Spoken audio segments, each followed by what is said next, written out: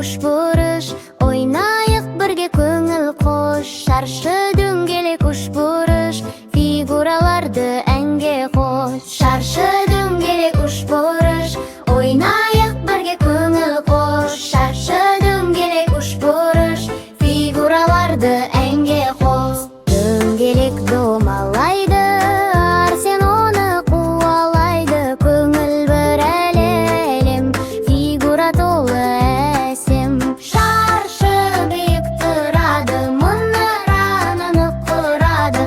Арсенменен бірге ойнайды олар көңілді.